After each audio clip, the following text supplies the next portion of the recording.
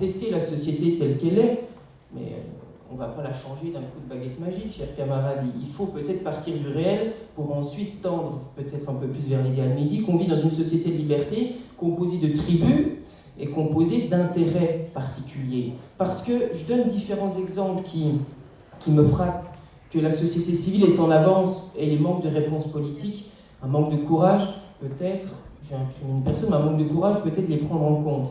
La question du covoiturage, par exemple, il y a des jeunes dans la salle ou moins jeunes, c'est une question criante, avec en plus la hausse du coût de l'énergie dans les années à venir. On sait que c'est une question essentielle pour les territoires ruraux, avec l'habitat diffus, avec les maisons qui coûtaient pas cher, le terrain foncier, donc les gens sont allés s'exporter. Nous n'avons pas de métro en territoire rural.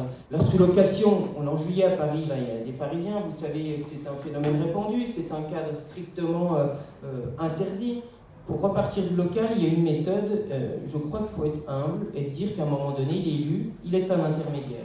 Il n'est qu'un intermédiaire, il est une fonction parmi une longue chaîne. Une longue chaîne, il est un maillon, il est un intermédiaire.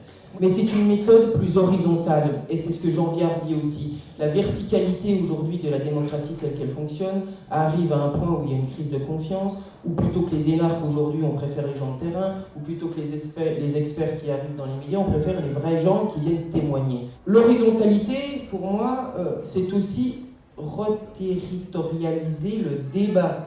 Un élu doit être hors les murs sans cesse, il est un intermédiaire pour prendre le pouls de la société.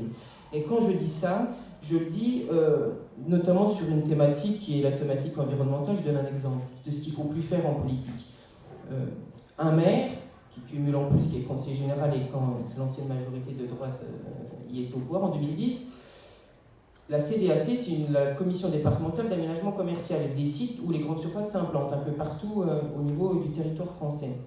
Jura Nature Environnement était vent debout contre un projet et siège à la CDAC. Et bien, au Conseil général, il y a des lignes de fonctionnement, de subventions notamment pour Jura Nature Environnement. Ils se sont permis quand même, ces braves messieurs, et on voit là la limite de la démocratie pour eux, de supprimer la ligne de fonctionnement du Jura Nature Environnement parce qu'elle avait fait son exercice démocratique de manière associative en se mobilisant contre un projet, contre ses principes.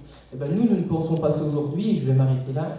Tout simplement, on a remis en place pour faire vivre des lignes de fonctionnement, parce qu'aujourd'hui on sait qu'on tient entre guillemets, mais c'est la subvention au projet, partout. Et bien pour les SOS d'éducation populaire, on sait avec le désengagement de l'État, le Conseil général du Jura a mis en place une ligne de fonctionnement pour les associations d'éducation populaire. Et c'est ça qu'il faut se poser comme question, et je m'arrête là. Merci.